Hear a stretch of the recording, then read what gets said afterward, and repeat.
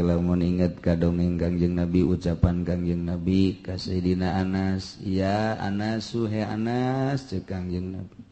innan nasa yumassiruna amsaron, di akhir zaman manusia bakal nyariin kota, nyariin perumahan-perumahan, geus dicaritakeun ku Kangjeng Nabi. Innan nasa yumassiruna amsaron, senyana manusia di akhir zaman bakal nyararieun kota, perumahan kedijieun kota. Wa inna misron yuqalu laha al-Basrah awil Busairah, aya kota engke dibangun dijuluki seperti kota Basrah, seperti kota Busairah, seperti kota Roma, seperti kota Paris, seperti kota Australia, seperti dan seperti ku Kangjeng geus dijelaskeun. Niru engkeuna. Ieu adalah ala Paris, ieu ala Prancis, ieu ala Mesir, ieu ala Kufah, ieu ala Basrah. Eta geus dijelas-jelaskeun ku Kangjeng Nabi 14 abad anu silam. Tuh gitu tadi akhir zaman teh kos gitu bakalna. Kemudian wa idza mararta cek Kangjeng Nabi, di mana anjeun liwat ka eta kota wa dakhalta anjeun asup ka eta kota fa iya kasing hade bisa khaifiha, tanahna geus dibates cek Kangjeng Nabi nya nama geus aya pageran teu meunang sambarangan, wasukiha pasar-pasarna ge geus aya nu boga. Wah lihat jeung ahli-ahli toko nage geus ditangtukeun, wa awamiri jeung pengurus-pengurusna wa awamiri pengurus sing hade tamah aya nu boga tamah kota kos kitu mah. Tanahna geus dibatas, kemudian pasarna geus puguh nu boga, pengurus nage geus aya sing hade cek Kangjeng Nabi fa iyyaka awas sing ade ulah loba asup kanu kos kararitu, ulah sambarangan cicing di nu kos kararitu geus dibejaan ta ku Kangjeng Nabi. Kunaon emang cak sahabat? Fa innahu yakunu laha khosafun wa rosafun wa qadafun. Engke kota-kota eta teh ku Gusti Allah bakal digoyang, digempakeun.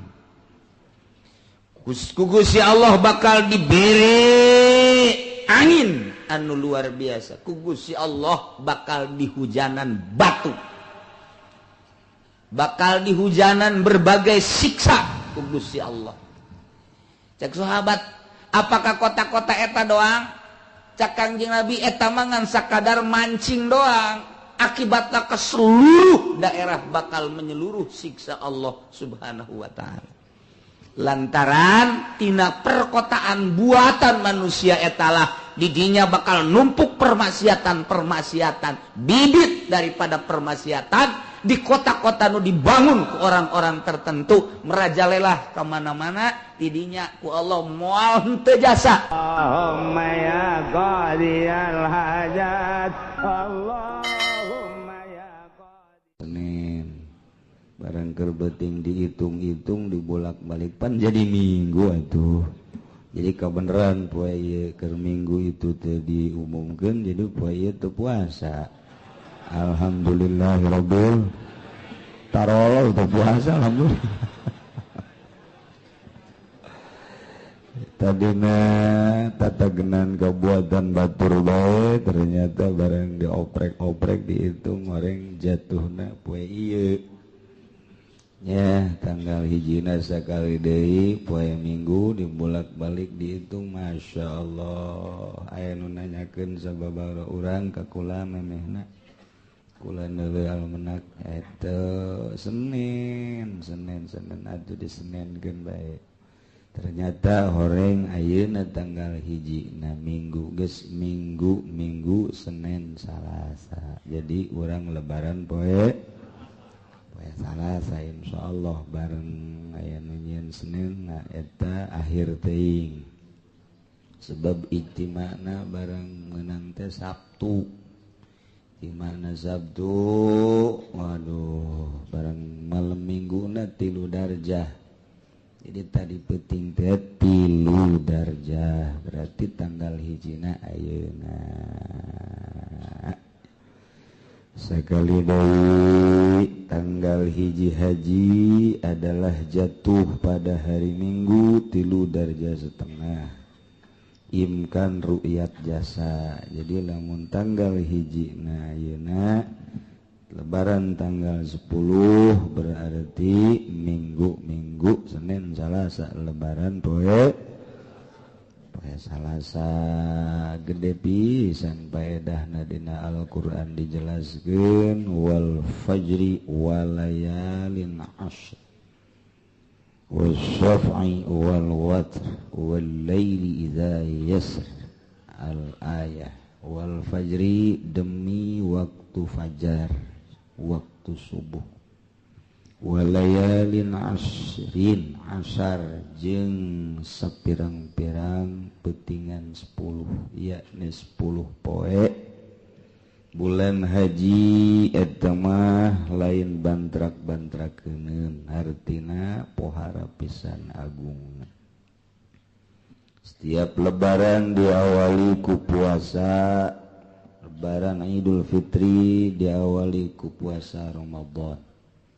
lebaran Idul Adha lebaran kurban diawali ku 2 poe puasa yakni tarwiyah jeung lamun lebaran Salasa berarti Senenna eta adalah Arfah poe Mingguna minggu hareup berarti tarwiyah sunah puasa 2 poe tarwiyah jeung Arfah nu leuwih bagusna puasa teh ti tanggal hiji ayeuna nu bagusna mah bab poe ieu teh poean di mana Allah Subhanahu wa taala ngahampura kana kasalahan Kangjeng Nabi Adam alaihi salam al-yaumul ladzi ghafarallahu fihi li Adam alaihi salam awwala yaumin min Dzulhijjah poean awal bulan haji tanggal hiji mengenang masa lalu Kangjeng Nabi Adam dihampura seluruh kesalahan jeung dosana dina tanggal hiji bulan haji mendak man shoma zalikal yaum saha jelema nu puasa di poe eta tanggal hiji bulan haji ghafarallahu lahu kulla dzambin bakal dihampura sakabeh dosa ku Gusti Allah nu can ngadaharna naon poe ieu meunang puasa nu geus barang dahar mah tinggal engke balik ngaji dahar deui bae tegok dahar teu bisa asal geus kaasupan naon teu bisa jadi poe ieu nu teu puasa ieu coceng berarti teu digunakeun kana puasa ngan sanajan urang teu puasa kula ge teu puasa padahal mah nyaho ngan teu puasa nu mantak teu puasa ya rahasiahan akur cenah atuh moal aku rahasia nu jelas mah urang ku ari tutupan poe ieu jatuh puasa isukan urang mudah-mudahan babarengan kabehan puasa terus datang ka poe Senin ngan poe ieu urang gantian puasana ku baca la ilaha illallah wahdahu la syarikalah lahul mulku wa lahul hamdu yuhyi wa yumiit wa huwa ala kulli syai'in qadir eta bae macana ulah loba-loba 10.000 siapkeun tasbihna Ayangnya coba datang ka imah awak sia puasa henteu dahar deuk digedean boa main geus kolot geus 70 umur ye tawa 65 bawa mal ka panggih deui jeung tanggal 1 aing asana aduh ieu tinggalin puasa geus kajen ja puasa ngadeukeutkeun diri ka Allah aya keneh cara paranti ngadeukeutkeun diri ka Allah paling utama babacaanana eta la ilaha illallah wahdahu la syarikalah lahul mulku wa lahul hamdu wa yumit wa huwa ala kulli syai'in qadir eta bae geus nah khobar diceritakeun ana Musa alaihi salam gol ya Rabbi cek Kangjeng Nabi Musa da'autu falam tujib da'wati abdi ngadua ka Gusti tapi ku Gusti teu diijabah doa abdi Alimni sayan aduka bihi coba doa abdi wurukan Gusti hiji perkara anu ku Gus duku kaula bakal dipake doa supaya diijabah Gusti tidinya fa'allahu ta'ala ilaihi Allah ngawahyuan ke Kangjeng Nabi Musa saur Gusti Allah ya Musa idza dakhala ayyamul ashri min dzilhijjah qul la ilaha illallah di mana-mana asup poean 10 bulan haji dimulai tanggal 1 ayeuna baca kumaneh la ilaha illallah aqdi hajataka kuring bakal nohonan nyumponan na ijabah kana kabutuh anjeun sebab la ilaha illallah teh lain sambarangan tapi cak Kangjeng Nabi Musa ya Rabbi kullu ibadika yaquluha tamasa kabeh hamba ge jang ngomong la ilaha illallah makabehan ge cak Allah ya Musa man qala la ilaha illallah fi hadzal ayyam marra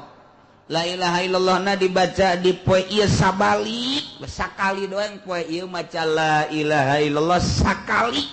laudiat lamun bae ditenden as-samawati sab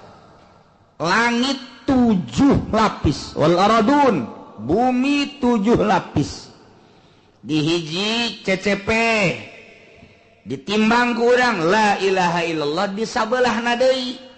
bumi langit sabelah ditimbang ku urang la ilaha illallah sabelah deui eta la sakulat beratan keneh la ilaha illallah asal dibacana di kuari eta ditebut tanggal 10 ieu di tanggal 1 datang tanggal 10 ta eta la ilaha illallah Kangjeng Nabi nambahan tina eta teruskeun la ilaha illallah wahdahu la syarikalah lahul mulku wa lahul hamdu wa yumit wa huwa ala kulli syai'in qadir baca ulah kurang di 10.000 ulah ka mana-mana geus mulai ti kuari tan ka imah langsung ngunci maneh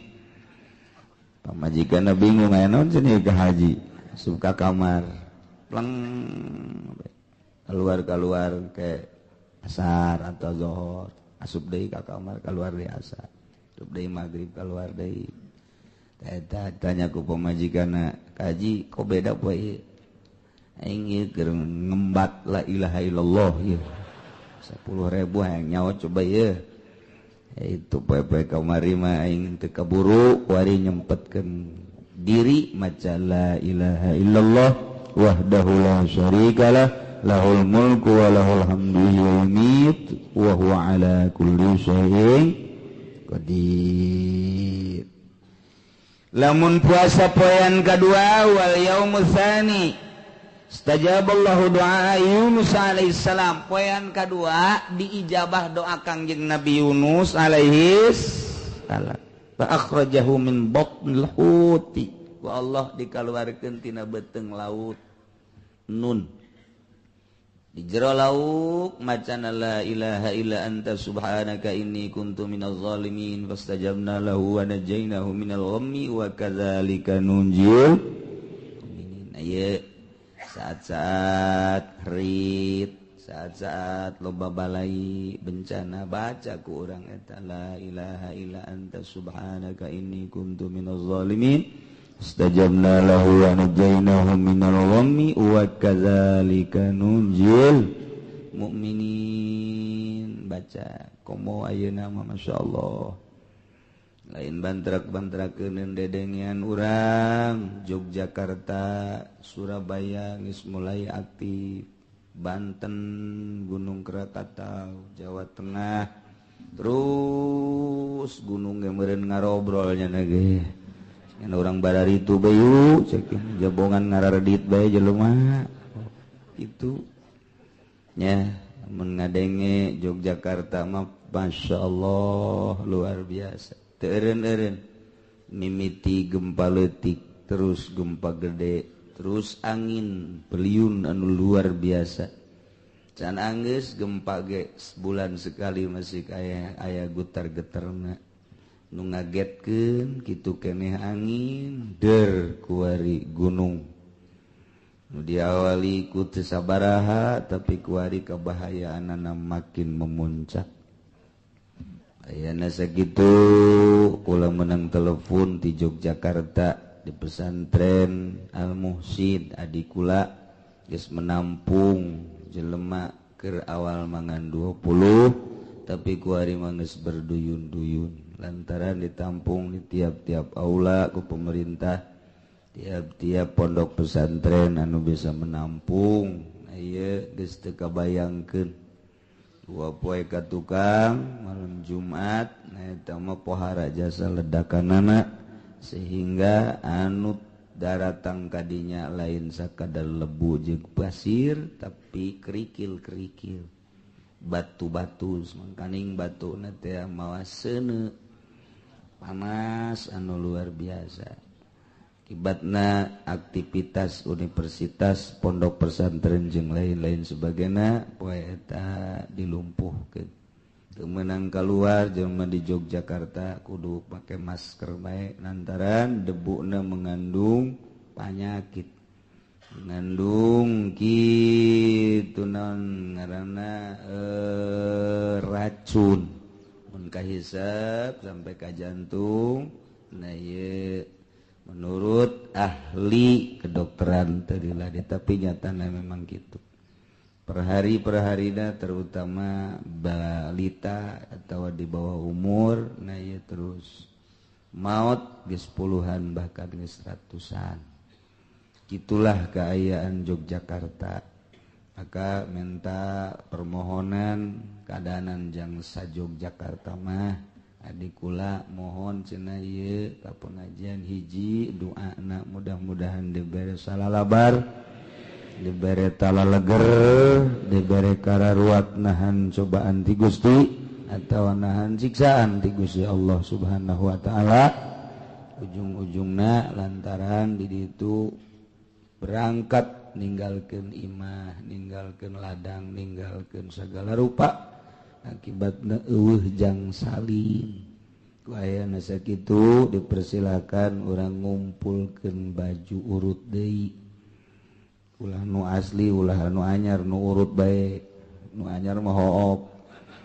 urut bae aya disilahkeun anu rada boga leuwih baju ditampung di dieu di pesantren kemudian dikirimkeun ka Yogyakarta. Bo kadanan jang saantero Jogja ieu mah jang anu ngararendong di imah eta di pondok pesantren adikula yakni pesantren Haji Mahasiswa Al Muhsin nu kuari geus berduyun-duyun terus ka mana bae nyelapna iyalah nu boga atuh 5 cokot hiji nu boga 4 cokot hiji kumpulkeun dipersilakeun diunggal lembur raju bawa tak kadeke kukula dikirimkeun ka ditu cara ngirimkeun nama babari tah sakitu ya adapun lain-lain nama terserah ieu mah nu sangat mendesak jang salin mun ngadenge ieu ngisang ge hese sebab jelema atuh kitu numpuk cai keterbatasan berenana tah kitulah jadi urang kitu bela sungkawa ka dulur-dulur urang anu keur mejeuna pohara jasa disiksa ku Gusti Allah akibat ulah manusia zina ambalayah di Yogyakarta, judi luar biasa, mabok wahara jasa. Iyalah ku Allah teureun-eureun ditegor jeung ditegor deui. Masyaallah. Tak lamun inget ka dongeng Kangjeng Nabi, ucapan Kangjeng Nabi ka Sayyidina Anas, ya Anasu he Anas, cek Kangjeng Nabi, innan nasa yumassiruna amsaran, di akhir zaman manusia bakal nyarieun kota, nyarieun perumahan-perumahan, geus dicaritakeun ku Kangjeng Nabi. Innan nasa yumassiruna amsaran, sanyana manusia di akhir zaman bakal nyararieun kota, perumahan ke dijieun kota. Wa inna misron yuqalu laha al-Basrah awil Busairah, aya kota engke dibangun dijuluki seperti kota Basrah, seperti kota Busairah, seperti kota Roma, seperti kota Paris, seperti kota Australia, seperti dan seperti ku Kangjeng geus dijelaskeun. Niru engkeuna. Ieu adalah ala Paris, ieu ala Prancis, ieu ala Mesir, ieu ala Kufah, ieu ala Basrah. Eta geus dijelas-jelaskeun ku Kangjeng Nabi 14 abad anu silam. Bakal teak ku ari mah geus ningali urang di urang tek kitu citra eta teh alana ala Roma, ke Roma-romaan teh kos kadar itu teh. Sekali-sekali urang ka Roma model gitu kotana teh. Kos ayan belah ditu kos Paris. Aya deui di Cipanas mah ditu alana ala Israel, Cipanas Bogor, Cipanas, Cianjur, ala Israel, sama Yahudi. Model teh nu dipaheula nu mimiti ala Spanyolan, teteh kos ka ditu terus we. Eta geus dijelaskeun ku Kangjeng, inna misron yugolu lahu al-Basrah awil Busairah wa kadza, terus ka ditu nama dijuluki kos kota Basrah, kos Busairah, kos Kufah, kos Mesir, kos Perancis, kos Amerika, kos Inggris dan lain sebagainya. Baheula Kangjeng Nabi nyarios kitu katingali meureun ku Kangjeng Nabi, bruk tuh jagong Cikupa citra kadeuleu keur ngagebegan meureun, make anting gede di dieu bukda beureum sabelah. Deuleu we jablaeun aya tuh. Eta geus kaciri. Allah karim. Oh masalah. Mundek jeung danana dipersilahkeun. Eta engke direkrut, kemudian dibawa di pakaian, kemudian naon bae gitu, kemudian mundek peduli dengan dana nak leuwih bagus jasa. Leuwih bagus jasa ke saurang 100, nu 50, nu 10 dihijikeun mah jadi gede. Ngabantu 1 juta orang teu boga, atuh milu bae urang mah 50.000 atau 100.000 dihijikeun pake bantuan ka ditu mana teuing bungaheunana. Doa na beureun timbal balik dati ditu ka urang luar biasa. Jelema anu keur kapapaitan kemudian ku urang dibere celah-celah kabungahan be mana teh kos jelema keur hese dahar dibere sapiring bage masyaallah bungahna poha tuh kitu tadi akhir zaman teh kos kitu bakalna. Kemudian wa idza mararta cek Kangjeng Nabi, di mana anjeun liwat ka eta kota wa daqal tah anjeun asup ka eta kota fa iya kasing hade bisa khaifiha, tanahna geus dibates cak Kangjeng Nabi nya nama geus aya pageran teu meunang sambarangan, wasukiha pasar-pasarna ge geus aya nu boga, wah liha jeung ahli-ahli toko na ge geus ditangtukeun, wa awamiri jeung pengurus-pengurus wa awami ya pengurus sing hade tamah aya nu boga tamah kota kos kitu mah tanahna geus dibatas kemudian pasarna geus puguh nu boga pengurusna geus aya sing hade cek Kangjeng Nabi fa iyyaka awas sing hade ulah loba asup kana kos kararitu ulah sambarangan cicing di nu kos kara itu geus dibejaan tak ku Kangjeng Nabi kunaon emang cak sahabat fa innahu yakunu laha khosafun wa rasafun wa qadapun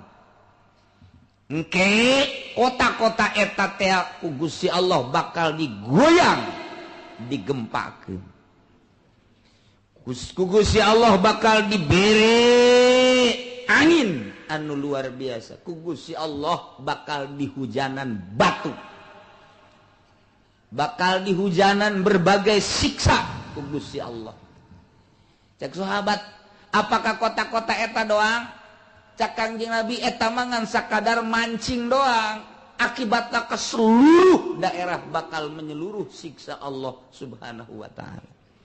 lantaran tina perkotaan buatan manusia etalah didinya bakal numpuk permaksiatan bibit daripada permaksiatan di kota-kota nu dibangun ku orang-orang tertentu merajalela kemana-mana didinya ku Allah moal henteu jasa qazafun rosafun khosafun qazaf di manaan rihun syadid angin anu dahsyat baliung meureun wazilzalah goncangan-goncangan gempa anu dahsyat qadapun ta eta teh dimaknaan ku kitu hajar teh turun hujan ti langit minas sama batu-batu ieu ku ari teh Yogyakarta dihujanan batu akibat tina Gunung Merapi konon lebuna kula meunang habar ka Banjar geus datang Banjar urut pasantren kula geus datang ka Bandung geus datang debu-debu Masya Allah bahkan ke Bogor geus datang Banjar geus pohara geus datang sabaraha ratus kilometer Banjar Yogyakarta di Yogyakarta na hujan krikeus sagegede kieu teh sagegede jempol sagegede curug wah geus ambalaya kuari deuk kumaha na ieu timbul kawaswasan keur dicoba ku Gusti Allah digiringkeun ku seudeu digiringkeun ku batu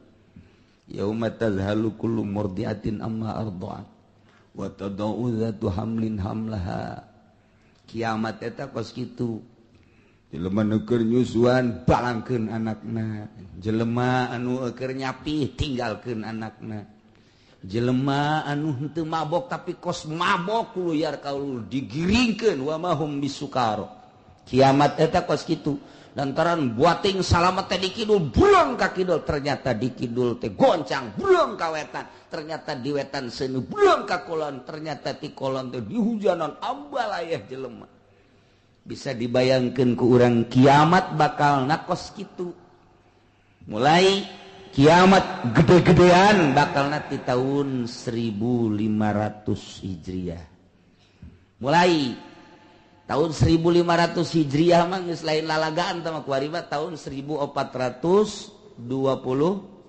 ayat 30 hiji isuk pageto kuari 30 hiji isuk 32 jadi ka tahun 1500 sabaraha deui masih sabaraha tahun keneh bra 69 tahun di anak urang mah di incu urang mah tafsir sawi geus gajelaskeun ku kula moal dicaritakeun ayat namun sering macaan tafsir bakal kapanggih tahun 1500 dina tafsir Fakhrul Razi tahun 1500 tafsirul ahkam tahun 1500 dina hadis Kangjeng Nabi ge diawali ku tahun 1400 bakal moal repeh dunia ieu ti peperangan ti goncang ti naon gitu ngaranna ambalaya siksa-siksa ku Gusti Allah tapi tetap manusia geus digunjang ganjing ge henteu salaladar percis percis jasa. Cik Kangjeng Nabi ke kadenge tsunami di anu sugan tobat ka Gusti. Kadenge ke gempa di anu sugan tobat. Kadenge deui ku angin sugan tobat. Kadenge deui di hujanan berbagai siksa, mungkin hujan bangkong, hujan getih, hujan nanah, hujan batu, tetep jelema teh tidaikeun tobat ka Gusti Allah Subhanahu di tahun 1400 sampai tahun 1500. Di tahun 1500 didinya bakal kalaluar nu bakal dicaritakeun engke dina kitab Qurtubi teh. Mahdi teh Dajjal teh turun Kangjeng Nabi Isa alaihi salam. Kemudian kitu dabatul ardi ieu bakal talurun mulai ti tahun 1500 Hijriah. Jadi teu 100 tahun deui, teu 100 tahun deui ieu kajadian nu dahsyat Kuari dajjal-dajjalan geus aya timbul di Amerika puluhan ribu bahkan ratus ribu jelema narurut. Di urang cak Kangjeng Nabi bakalna unggal nagara loba nu ngaku nabi di Garut kamari anu ngaku nabi. Garut. Di Garut di Bandung aya nu ngaku nabi. Di Garut di Leles aya jelema ngaku nabi. Jadi lamun urang ngimankeun ka nya teh mah nabi kula urang Leles. Isin ngadengeun ge. Di Leles aya kadu gitu kolot-kolot ngora bae. Kadu ngora. Eta saya nu ngaku nabi, masyaallah karim. Ya. Ieu ucapan Kangjeng Nabi. Orang mengaji hadis atau merenang jang ngaji naga mingguan ieu teu kukula dicaritakeun ala kadarna beta. Innan nasa ya anasu innan nasa yumassiruna amsaron. Di akhir zaman umat kula engke bakal nyarieun kota-kota. Wa inna misran yuqalu lahul Basrah awil Busairah. Dijuluki engke bakal ngaran-ngaranna model Basrah, model Busairah, model Roma, model Paris, model Israel, Perancis, kitu Spanyolan, Amerikaan, geus aya bukti kuari. Bukti jasa ucapan Kangjeng Nabi pas jasa kuari. Sing hade wa idza mararta biha wa dakhaltaha anjeun di mana ngaliwat ka dinya. Awas di mana asup ka dinya. Fa iyyaka hati-hati cak Kangjeng Nabi. Bisa khaifiha tanahna geus dibatas. Sing hade swasukiha pasar-pasarna sing hade. Toko-tokona sing hade. Awamir-awamir pengurus-pengurusna. Sing hade jasa ulah sambarangan asup ka dinya, ulah loba asup ka dinya. Atupan kuari mah lain diulah-ulah ku Kangjeng Nabi, malah kadarinya. Diulah-ulah ku Kangjeng Nabi, ulah-ulah nu rame dipuri bae dipuri ya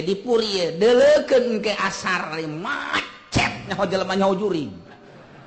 macet encan di Citra mah encan di ditu di Serpong Gading Serpong encan di BSD dan di perumahan-perumahan lain wallahu alam eta jelema geus dikitukeun bae nalurina teu puguh teu karuh daratan ka dinya. Ti Mauk datang ka Puri, ti Kukun datang ka Puri, ti berbagai teh kitu keneh ti ditu ti Bojong ka Citra teh macam-macam encan di Serang di Pandeglang geus puguh ti Jakarta mah saanu nita jeung deuk naraon ka dinya wallahu a'lam peutingna digelar di dinya teh perzinahan mabok kurang kumaha sebenarnya mah ditarangkepan tapi geus kitu bae iyalah ngundang siksa Allah Subhanahu wa ta'ala. Tuh ngundang siksa Allah. Tah para jamaah kaum muslimin wal muslimat rahimakumullah, poean kedua etalah poean dihampura Kangjeng Nabi Yunus alaihi salam numantak man soma zalikal yaum kana kaman abadallaha ta'ala sanatan lam ya'sillah fi ibadatihi tarfata aini. Saha jelema nu puasa dina poean kadua dina bulan haji sarua jeung ibadah ka Gusti Allah sataun teu maksiat di jero ibadahna sakiceup oge. gede jasa ganjaran mulai isukan. Tetap la ilaha illallah nama baca bae isukan kesalahan bari puasa baca bae. Jadi lamun 10.000 sapoe, lamun menang 10 poe kali 10.000. Jadi sabaraha eta? 10.000 kali 10.000 sabaraha? 1 juta. Aduh betul. Ka sorga jasa teh betul. Ka sorga jasa teh. Poin katilu istajaballahu fihi doa Zakaria alaihi salam. Allah ngaijabah kana pamenta kanjeng Nabi Zakaria alaihis man shoma zalikal yaum sahaja lemah nu puasa di poyan katilu istajaballahu doahu bakal disubadanan doa. Poyan kaopat al-yaumul ladzi ulida fi Isa alaihi salam tanggal 4 bulan haji lahir kangjeng Nabi Isa alaihis mendat man shoma zalikal yaum nafallahu anhu al-basa wal faqr jelema nu puasa di poe ka 4 bulan haji bakal dileungitkeun putus asa, bakal dileungitkeun fakir, bakal dileungitkeun kasusah. Puasa urang mah. Poyan kalima allazi wulida fihi Musa alaihi salam. Kangjeng Nabi Musa dilahirkeun tanggal 5 bulan haji.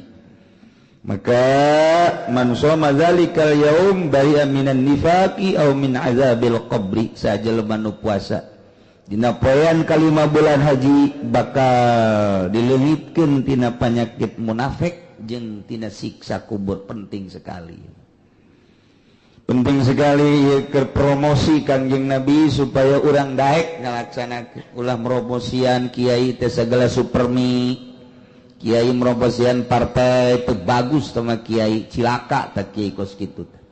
Kiai mah ulah promosikeun bangsa urusan partai, urusan bangsa perduniawian. Akhirat bae kieu mah aya bagian-bagianana. Yang propaganda urusan nu kos kitu mah betul bae nu kararitu. Nu kararitu nu kumaha nu kitu bae pokona mah. Jadi lamun kiai geus dakwah partai geus teu bagus teh mah kiai kos tah ngadakwahkeun mah cara Kangjeng Nabi ngadakwahkeun urusan kasalamatan diri jang masa depan urang di alam barzah terus alam mauqif mahsyar terus ke alam akhirat. Poean kagenep bida poean kagenep ma alladzi fatahallahu ta'ala li nabiyhi fihil khair man shamahu yanzurullahu ilaihi birrahmah fala yu'azzabu ba'dahu abadan. Jelema nu puasa dina poean kagenep ku Allah bakal dibere dideleukeun kalawan pangdeuleu nyaahkeun jasa Allah teh sehingga ku nyaah-nyaahna fala yu'azzabu ba'dahu abadan moal disiksa urang salilana terus geus dipake ka nyaah ku Gusti Allah Subhanahu wa ta'ala. Poin ketujuh allazi al-yaumul ladzi yughlaqu fihi abwabu jahannam wa la tuftahu hatta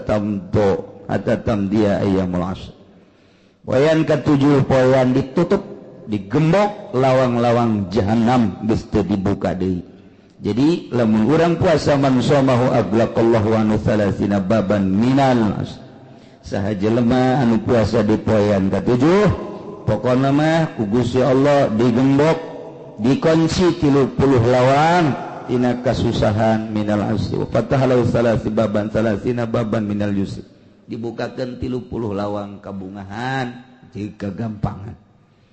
Poean kadalapan dingaranan poe tarwiyah na ieulah man shamahu sajelema nu puasa di poean kadalapan disebut poean tarwiyah untia minal ajim ma la ya'lamu illallah bakal dibere ganjaran teu perlu nyaho maraneh kabeh mah usuku gede-gedena geus bae Allah bae du nyaho tarwiyah mah kos kitu. Poean arfah poean ke-9 al-yaumul ladzi huwa yaumu arfah man shamahu kana kafaratan li sanatin madiyah wa sanatin mustaqbalah. Jelema nu puasa di poe arfah eta dikiparatan sataun nu ka tukang jeung sataun nu ka hareup. Entek urang babarengan mulai ti poe ieu kuduna mah kulantaran poe ieu urang geus kaliwat na ieu urang cocokan eusian tambal ku maca Quran maca sholawat terutama maca la ilaha illa anta subhanaka inni kuntu minal la ilaha illallah wahdahu la syarikalah lahul mulku wa lahul hamdu yuhyi wa yumiitu wa huwa ala kulli syai'in eta 10.000 yahir tanggal 10 eueuh deui paling ku Gusti dihormati jelema ibadah mencit hewan yakni mencit kurban ma'amil ibnu adam yauman nahri min amalin habba illallah ta'ala min iraqatid dami. Teu beramal anak Adam dina poean lebaran sampai tasreka ditu tina hiji amal leuwih dipake karesep ku Gusti Allah tibatan ngocorkeun getih. Urang boga duit kuari 1 juta balikeun ka embe nyaho datang nyaho henteu umur urang kaharep. Boga wayahna ulah hook-hook jang kendaraan diri urang keneh jaga di akhirat. Innaha latati yaumal qiyamah biquruniha wa azlafiha. Engke eta hewan nu ku urang dipencit bakal datang di poe kiamah ranggaek. Kalawan aya naon kitu nu ka dieu ngaranna teh tandukna anu pohara. Kitu calakutikna anu pohara nyiapkeun jang ditumpakan ku urang menuju kanikmatan anu hakiki hanya 1,5 juta atau 2 juta atau nu rada leutik mah 1 juta kahandap kumaha bogana bae urang tapi ternyata lain hewan anu dideuleu kerendahan diri urang teh bisa peduli supaya mencit kurban dibagikeun ka fakir miskin ku anu hararayang terus urang nangis bae plus ke kapanggih-kapanggih di akhirat nikmat anu luar biasa wa inna damma la yaqau minallah bimakanin qabla yaqau minal ardi eta getihna sabenerna mah memeh datang ka taneuh teh geus ditempatkeun di tempat anu luar biasa di akhirat. Begitu geresel kadeleuna getih eta memeh datang ka taneuh teh geus ditampa ku malaikat diteundeun di tempat anu luar biasa di akhirat jang sampeureun nu bogana tak fatayibu biha nafsan faltatib biha nufusakum sing bersihan hate urang ulah aya naon-naon urang mencit kurbanna lillahi ta'ala. Ayelah sakali deui urang non gitu ngaranna tempatkeun diri urang di tempat ibadah nu keur meujeuhna dipuji ku Gusti ditingali ku Gusti ditongton ku Gusti ialah mencit hewan urang taqarrub ka Gusti mencit kurban hiji sampeureun jaga nomor kadua ku ayana urang mencit kurban mudah-mudahan we balai-balai cobaan-cobaan siksaan-siksaan nuker meujeuhna ku ari ambalayah kadenge ku urang disalametkeun ku Gusti Allah Subhanahu wa taala. Tolak bala ayana kadu boga leuwih duitna tina dahar jeung nginum poe lebaran datang ka tasrek ka ditu nah iyalah mencitlah hewan nu boga mulai ti sapi munding onta tujuhan atawa embe sorangan ku hayang-hayang amat mah tapi na urang teu boga duit hayam jago ge eueuh masalah nurutkeun cek riwayat Ibnu Abbas hayam jago ge teu boga aya ge bebek ge eueuh masalah bebek ge cenah ye mah teu boga ya pingit bae manuk pingit bae meuli nulit aju kasahakeun cenah kieu pingitna ka fakir miskin keun atuh sadegeun nu fakir mah kula doang dahar ku sorangan habak ulah hese-hese nyana nu korbannya hana nu ngalebok masalah aduh cenah kieu aya ge endog bae masalah dikeun ka anak habek bagi 2 saring sapotong anak sapotongnya niatan korban tuh gitunya luas luar biasa urang ngan sakadar dielingan ye Kangjeng Nabi tiap-tiap tanggal hiji kemudian puasa sampai tanggal 9 Jual lebaran urang babarengan engke lebaran ba'da salat Idul Adha babarengan urang mencit hewan niatna lillahi ta'ala urang nuluykeun pangaosan urang cek musannif wajibun mughlibil balad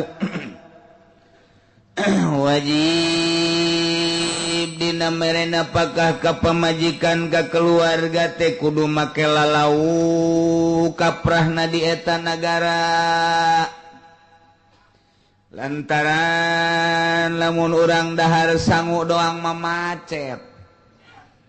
jenting sangu nu hebat ge macet bae hese bae tah teu kateureuy bae teu kateureuy geus kulantaran dibere sangu doang teu kateureuy diwajibkeunlah make lalauhna kumaha kaprah di eta nagara bagi eta si awewe wajib tetep make lalau contohan ka zaitin model minyak zait jang nyocolna samanin minyak samin nin jeung bangsa kiju-kiju atawa mentega-mentega tamrin jeung korma na ieu wayah talifu bil pusul beda-beda lalauh teh ku ayana beda-beda negara beda-beda cuaca ieu keur carita di luar negeri model tadi keur carita di urang mah di Cikupa lamun dahar jeung keju atawa jeung kitu nonton sok dipoles-poles gitu teh mentega atuh sarua wae malah utah atuh malah utah dahar jeung mentega di urang mah eta di luar negeri memang dahar teh jeung mentega ieu roti cocol ka mentega roti cocol ka mentega bangun nikmateun teh nurutan coba urang mun teu olap di dinya jadi ieu gol mantap Demandak Ki Musannif ngajelaskeun udmu golibil balad lalauh kaprahna nagara. Islamun di Cikupa mah awewe potongan model si Sarwiti mah cukup dibere teri goang ge teri bae. Belikeun teri habak. Nya nama teri kos paku ge masalah nya mah geus. Kena dilamotan geus. Tah eta belikeun teri nya. Emangnya nama teleletik bekina teh nya nama ka peda beulikeun peda nya nama lamun dibelikeun peda teh waduh geus senyumna luar biasa asal geus kaambeul peda bae senyum pohara ka salakina peda bae geus gampang teh eta golib lah kumaha ieu kumaha ngeunahna kumaha hayangna supaya si sangu teh asup ka jero beuteungna wajib teh kitu teh teu meunang sangu doang teu meunang bere urang beas si basak geus gara dahar atuh ayo nanaon mah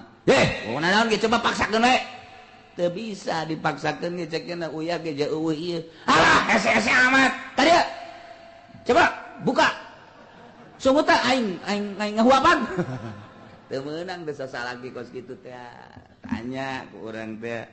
emang biasana saha sok jeung naon ceknya nanti per hari mah kornet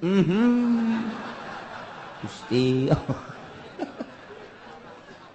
Sarwiti ya aing nusuk ngadahar kornet mah ku aing kadeuleu kulitna lemu ai sia mah pan ieu masyaallah ini karadak ieu potongan sia mah jangan kornet hei jadi kula mah saperlu jeung kornet bae ti baheula nya teu tersakaka tuh neuk mangmelikeunana teu percaya aing tembang meureun sia mah dibelikan teh tembak ieu kornet oh siapa kornet teh kos kieu aduh salah kaprah ieu budak ieu tembak teh pajar kornet nya ya Allah ya Rabbi ya geus atuh geus bae ku urang asal belikeun tah kornet padahal tembang nah ieu kebiasaannya naon daharna tembang peda teri nasi nah iyalah sakumahanya na biasa sok dahar wajib kurang ditambahan lalau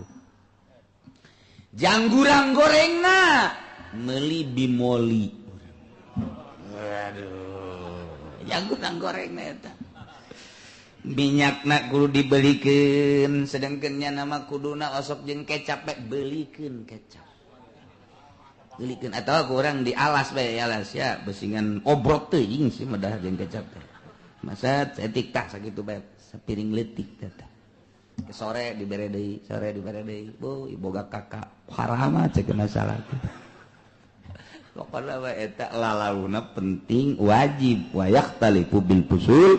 beda-bedalah ku sebab beda-bedana masa beda-beda negara sebab fusul teh masa aya opat dina ilmu falak masa rendeng masa kapat nah eta teh kos kitu tah berbagai masa beda-beda pan lamun keur panas geunahna kumaha keur tiris geunahna kumaha keur sedeng geunahna kumaha nah iyalah kitu naon ngaranna urang kudu memperhatikeun lalauhna seperti bahkan nurutkeun cek fikih mawayu qadiruhu qadin bijtihadihi nentukeun lalauhna teh ieu adalah teu sambarangan nentukeun tapi kudu ditentukeun ku qadi yufawitu baina musirin wa ghairihi jeung kudu ngabedakeun qadi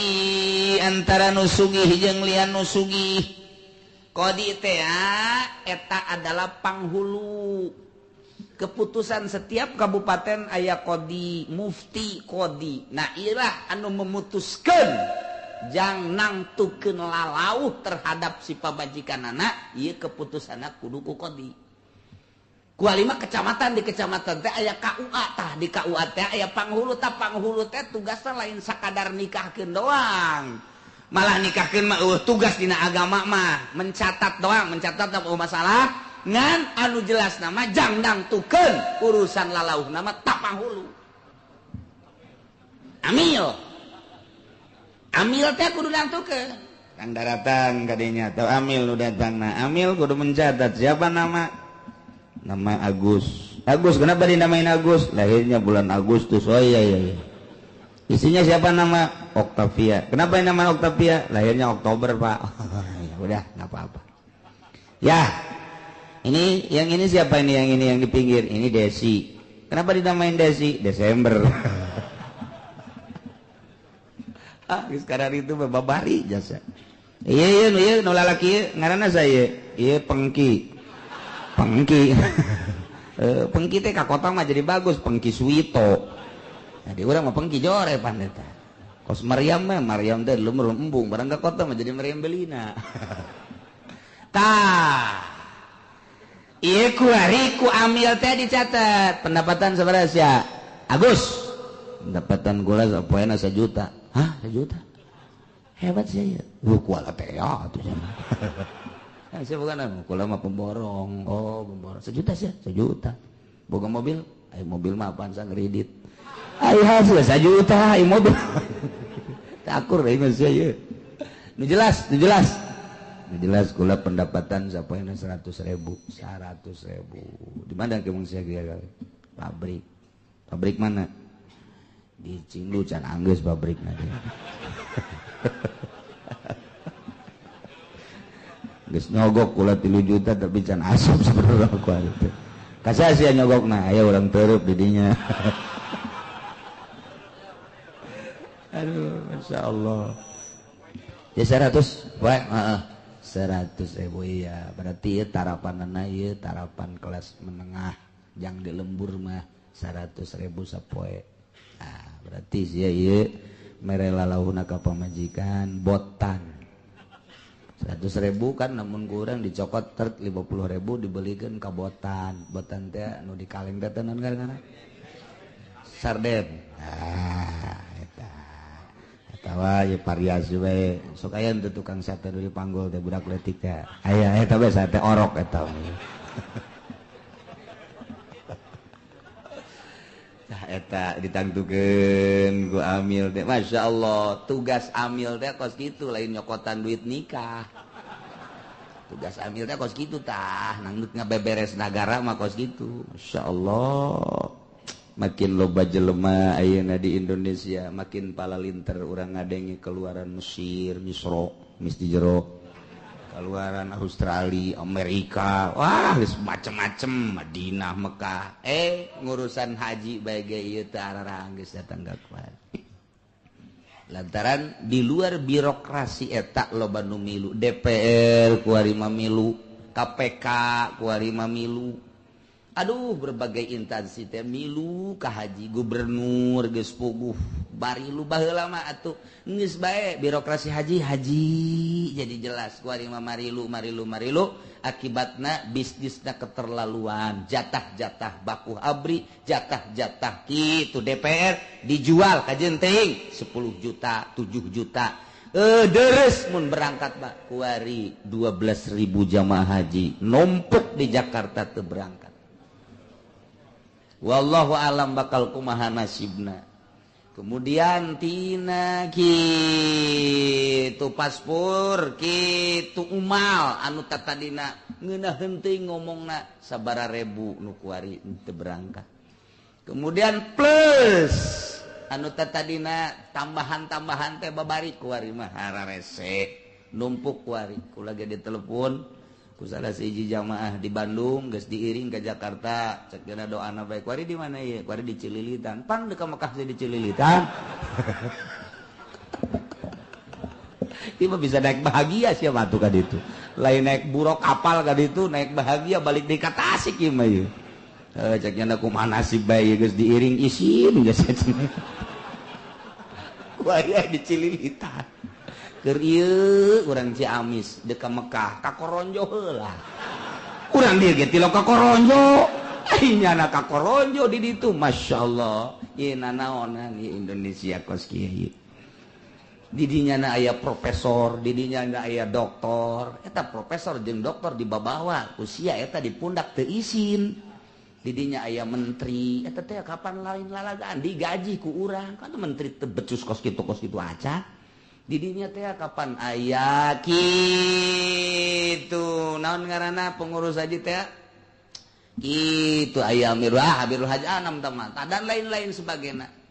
eta teu ararisieun ku ari ambalayah model kos kieu teh makin loba jelema makin palalinter makin amburadul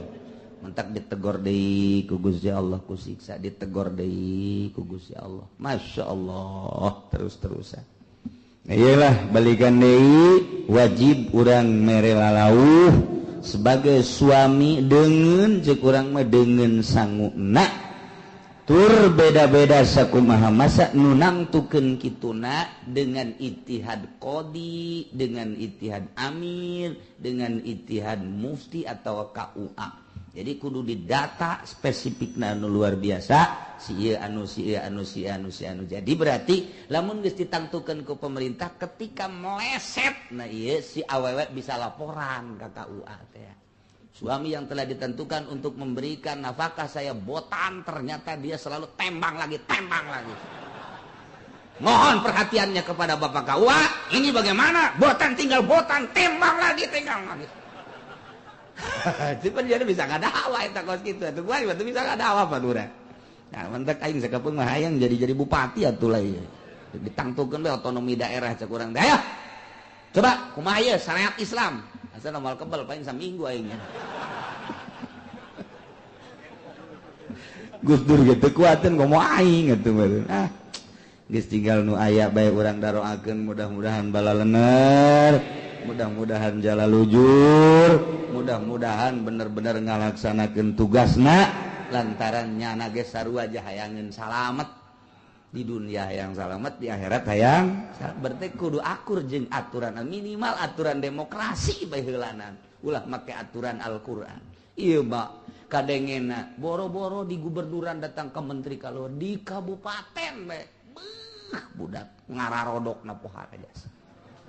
di mana nu aya keuyeub di kodok mata kos keuyeub kabeh pantung-tung ya Allah ya Rabbi na ieu urang mah sakodar bisa kitu bae lantaran dedengian unggal poe perkorupsian KPK lain beuki bagus ku ari beuki ngariweuhkeun jas dedengian geus pohara jasa kabeh dirundung ku bingung jadi lain deuk ngalaksanakeun aturan ieu teh bingung jeung bingung bae tungtung nama nah ieu negara urang ku ari keur mujina timimiti diangkat presiden urang datang ka kuari diawali ku tsunami datang ka kuari gempa terus teu eureun-eureun datang ka gunung meletus terus timiti pengangkatan wallahu alam ai kaitan atau eueuh nu mentak nu penting mah kakarak diangkat col tsunami datang ka kuari teu eureun teu eureun ieu mah datang ka kuari masyaallah kula mah inget bae ka dongeng Kangjeng Nabi ketika paila di Mekah lahir Kangjeng Nabi subur masyaallah mawa berkah begitu cekcok diangkat jadi rasul aman negara teh nikmat berteduh di bawah naungan Kangjeng Nabi kuningali wajah Kangjeng Nabi geges tiis perasaan batin ku tiis-tiisna diajak berjuang teh daek taruhanana nyawa nu penting mah agama maju ngeunaheun aya naon-naon teh nikmat di bawah naungan bendera la ilaha illallah Muhammadur Rasulullah berteduh di bawah Kangjeng Nabi ngobrol jeung Kangjeng Nabi fatwa Kangjeng Nabi nikmat eueuhna naon di zaman Kangjeng Nabi teh aman tentrem sakadar perang teh lillahi kalimatillah subur teh tadina jukut jadi jukut korma teu buahan jadi buahan bari masa balikna barang diangkat dur tsunami dan diangkat teh dur deui beliung diangkat deui ieu mah kabehan bari lain presiden bae pengangkatan lantaran ieu KBG dibeli masyarakatna tolol atuh nyananda ondo atuh ieu mah nu tolol jeung nu ondo bae ngahiji eta jadi ge embung disalahkeun pan aing teh cenah nyogok ku sia kudu ditararima bae ya aing nyogok lamun ku sia ditarima mah tuh moal terutama ka kiai pan kiai nan paling gede mah nya napa nyalahkeun ka kiai tinggal kiai bae irungna beukah heueuh nya mun aya deui mah aing ge daek tolol ka kiai nu bener pantah masyarakat teh bener kiai na ge atuh kurang bener mah bener kurang saeutik lah lamun 10 teh mah nya kurang benerna 9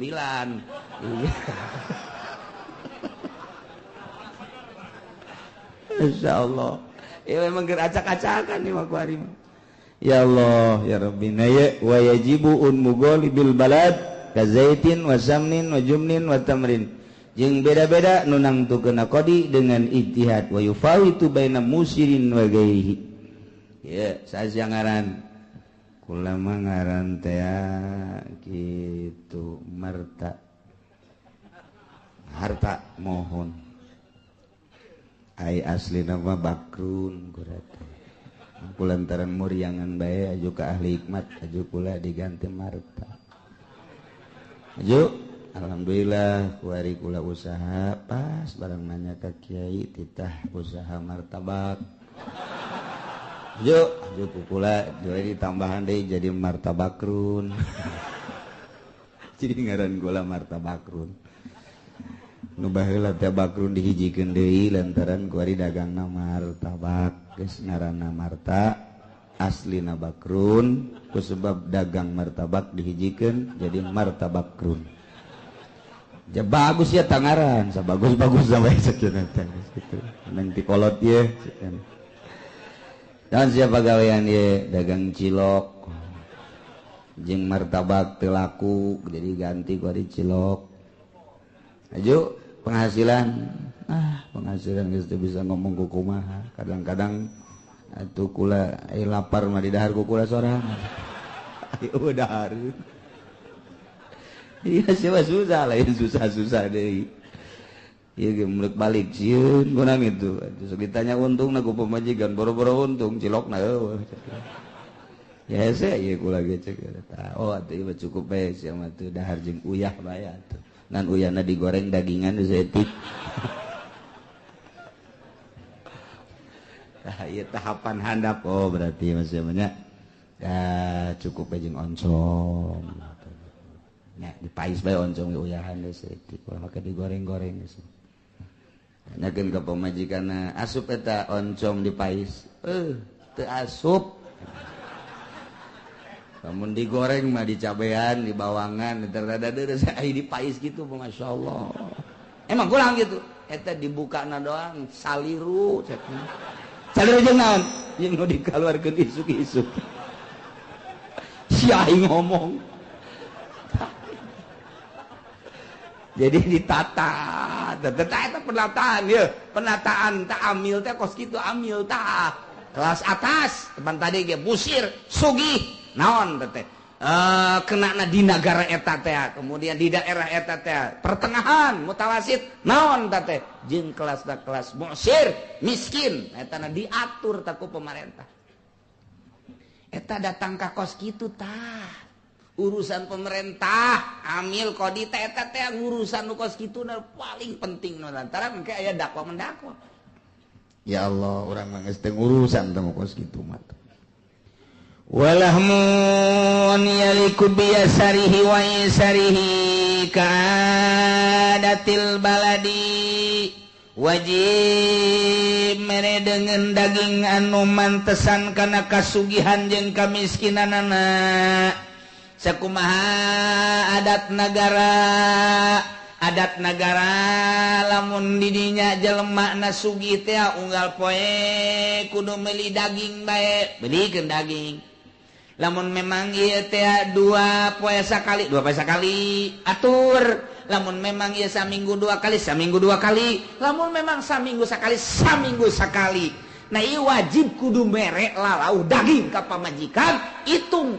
ieu teh perhitungkeun kasugihan kepertengahan jeung kasusahanana tetep daging mah kudu bae. Aduh cek nu susah teh berat teh daging ge kumaha walau kana taqulu huzawada wajabal udmu lamun teh mah pamajikan ku sangu doang ge ku sangu doang ge ieu teh cukup sabarna dagang teh nya dahar teh osok dipaksakeun cukuplah ku sangu doang ge tetep bae wajib meuli deungeunna jang kesempurnaan awak geus muriang mampan nyaho sorangan geus muriang mah nyaho sorangan urang ka pamajikan teh sia awas ulah muriang-muriangnya ye atuh hai hayang naon sia hayang naon poe ieu mah hayang daging meuli hayang naon deui sia pedak meuli hayang naon deui jengkol meuli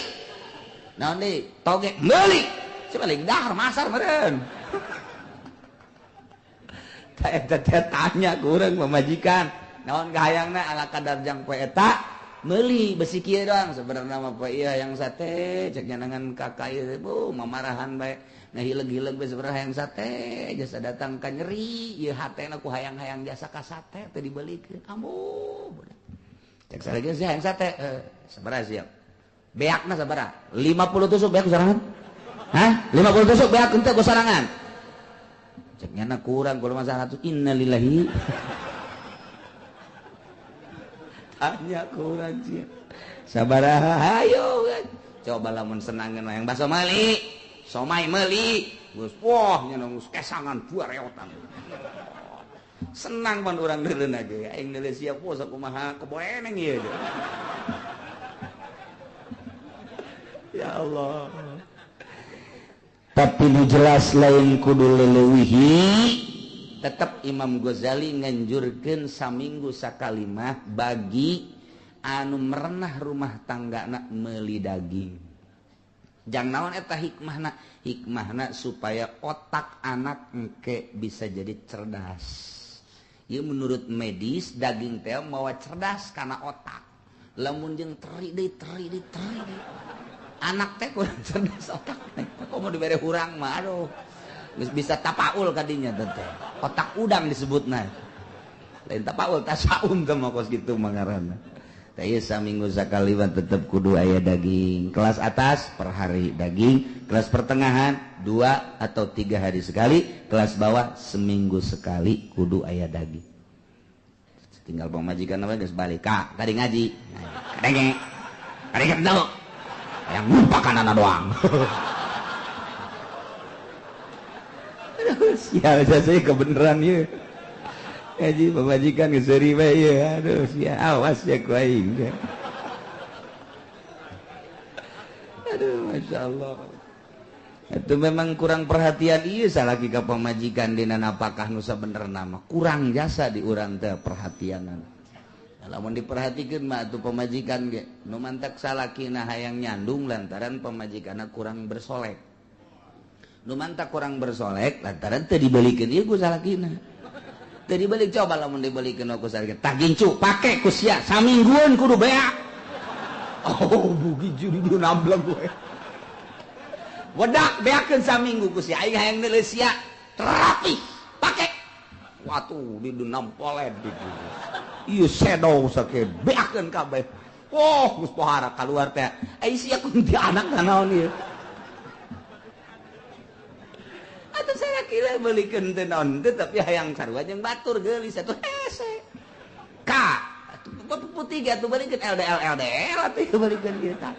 Ku pipi teh tah ieu mah meulikeun wedak tilok, meulikeun gincu tilok, meulikeun parfum tilok. Ai deukeut ungas ingus. Ka kunaon ungas ingus? Ai sangang bekadal jazis. Ai meulikeun tilok salah-salakina. Coba lamun ku salakina dibelikeun dah, kayak dihareup bakal dicaritakeun. Beulikeun.